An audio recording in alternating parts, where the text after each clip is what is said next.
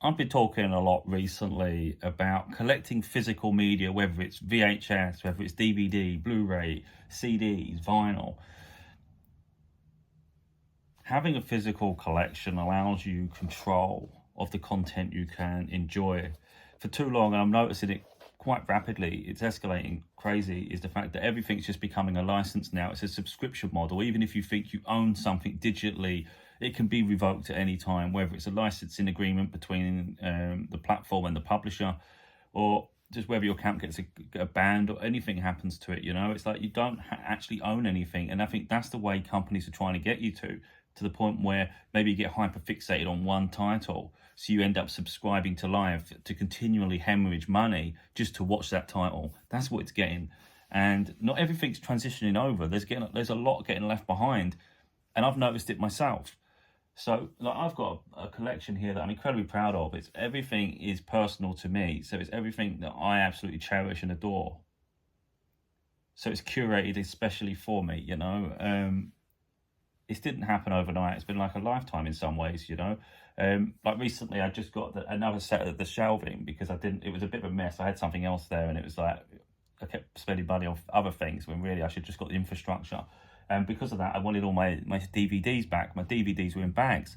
I've sold a lot over the time, like a lot of people did when we transitioned to digital, but I kept my favourites, fortunately. And then I put them back on there. And now I want to start upgrading some of my favourite ones to Blu-ray, but it's not forgetting the past either. Last year I started collecting CDs again. I was like, you know what, I want physical copies of my favourite artists.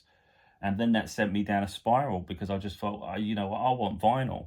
I want to start having records again, And I'm not I got like Meatloaf's Better Hell. I'm not interested in like reprints or like new reprints. I don't mind really, but if you can get something original from back in the day, that's what I'd rather have. It's not about the value of it. It's not about saying, oh, this is going to be worth a fortune one day. Maybe it will be. Like I've got this Lion King. I've noticed it doesn't say classics. I think if it says classics, of course, that means it's been given a title after the fact, which makes it a classic, which means it's not new. But I've got this Lion King one. I don't know if it's like an original Lion King or not. I'd have to do some research. But it doesn't say classics on it like some of the other ones I have. So yeah, maybe it's worth money, maybe it's not. But for me, it's me cherishing part of history. I get to hold a piece of history that was manufactured and created in its heyday. That's what matters to me, So like, for instance, I've got typewriters as well. I've got one from 1918, I think it was. And I've got one from the 1930s and one from the 1940s. I've also got a book here. If I just get it quickly. This is from...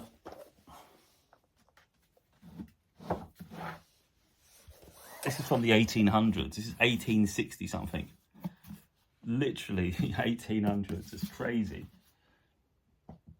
So it's appreciating the fact that some things are actually timeless and I have control. So there's going to be a period, and I don't think it's that far in the future, when Netflix is going to be about £40 a month, $40.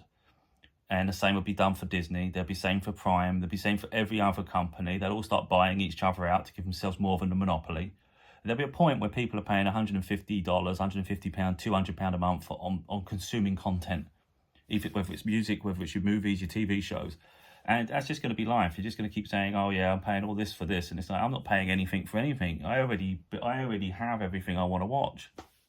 I can add to it when I want, but I've literally reached a point where I've still got some things coming to be delivered. But after that, I've got to slow down because I don't want to just collect. At some point, just stop and enjoy. I have some very classic VHS tapes coming now because I've literally just set the VHS, the player up last night, and I got quite excited about it. I thought, wonder what the quality's like. I had to get an adapter because I don't have a SCART socket in the back of my TV. So I had to get a SCART to HDMI adapter. And that's actually got a nozzle on there for 720p to 1080p. So I think it upscales it because I just watched Beauty and the Beast. I shared a video of it and I thought it looked fine. Didn't look like my Blu-ray. Blu-ray's vibrant, vivid, incredibly sharp. The sound quality is what I noticed. This fact that it's more mono than stereo. That becomes flat and it's like, yeah. But then it's like, it's timeless. I find the anomalies, I find them endearing, same way when you listen to vinyl. It's not crisp clear because you hear the crackling, but it's that crackling for me that just makes it enjoyable. And I have a part of history right in my hands, And what I really like as well is the fact that you're physically selecting something, so you have an attachment to it. So you're picking it out of a collection, and then you're placing it into the CD player, the DVD player, the video player, whatever you're putting it into. And you're appreciating it more than when you're just scrolling, hyper scrolling. That's effectively what it all does. But there's stuff in history that you just can't watch today. Like, for instance, on Blu-ray in the UK, I can only say the UK because I don't know what America has available, but The Abyss, for instance, you can't get that on Blu-ray in the UK. And I haven't found it anywhere for streaming or to buy digitally. If you don't have that on DVD or video, VHS, you're not going to have that. That, from my understanding. Of course, you can have brand new films, like I've got Twisters. I'm waiting to watch that with my daughter, so we're just going to hold on to it for a bit. The other thing, of course, is the fact that you get the covers. A lot of people, like especially the teenagers nowadays, they're printing covers and things and pinning it on their wall because they're obsessed with the shows and things. But why not just have the physical thing? You can put it on your collection alongside your books, because there's a lot of people collecting books nowadays for the youngsters. Why not have your favourite movies collecting as well? You know, get back to it.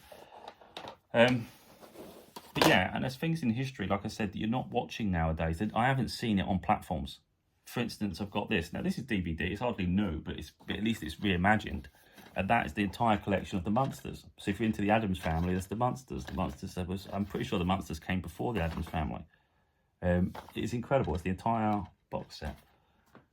Also, this from the 1950s. You've also got classics like Sergeant Bilko from the 1950s. It's crazy. Of course, on DVD, so it's reimagined. But the same with like things like Laurel and Hardy, the entire collection. But I'm not seeing these on the streaming platforms. We've got Abbott and Costello, absolutely. They're my favourite comedy duo. In the past, it was Laurel and Hardy, but I got obsessed with Abbott and Costello. Seinfeld, I think over the past few years, has recently been put on Netflix, but it took a long time for them to add it to Netflix. And like I say, you end up getting attached to these things. But then with vinyl, for instance, I bought Meatloaf Bat Out of Hell. And what I love is the fact you've got the dates on here to know roughly when it released. I did have it somewhere. 1977. So it's like, that's great. I love that. Again, it's not about its value, although one day maybe it will be worth something. Because the point is, if something was created in the past, it's not longer. You can't replicate the past. You can create a new version of it, but you can't have the original. So eventually they come out of circulation, there's less of them, and they do become classics and they start becoming valuable. But they're valuable to me, not necessarily the financial side of it, because I have attachment to it. For instance, I've got two Michael Jackson records. We've got, who else we got? Bee Gees. There's a song on there, The Joker. I love that. I think it's called The Joker. I Started a Joke. That's it. I love that song. I Started a Joke. So what I do is I look specifically for the songs I like rather than the album that's popular. Because sometimes there's a song that I absolutely love. Like, for instance, we got Dolly Parton as well.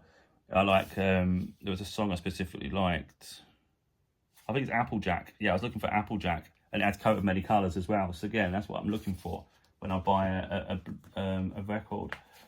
I grew up with Don Williams because my stepdad liked Don Williams, but I love Don Williams. And there's a song on here. I've got a few now because it come with a whole load of them. But it was the song She Never Knew Me. Yeah, it's on this one. She Never Knew Me. So I'm looking for a specific song. It's on there. And so like I say, it's about collecting what really interests you.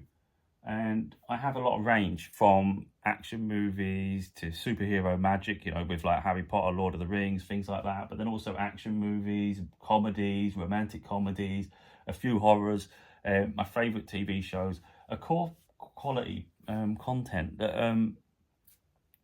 the rights holders can't stop me what enjoying, but one day they're going to try to stop. So I'm also trying to collect VHS tapes now. There's a few, I'm not going to say the names. When I've got them, I'll do a video sharing them because they're incredibly rare. And I know they're rare because it's content I watched in the 90s that never transitioned to DVD, let alone Blu-ray. And the only way you could ever watch it was on VHS because it's also it's not available on streaming. One of them I bought on one of the platforms, for digital platforms.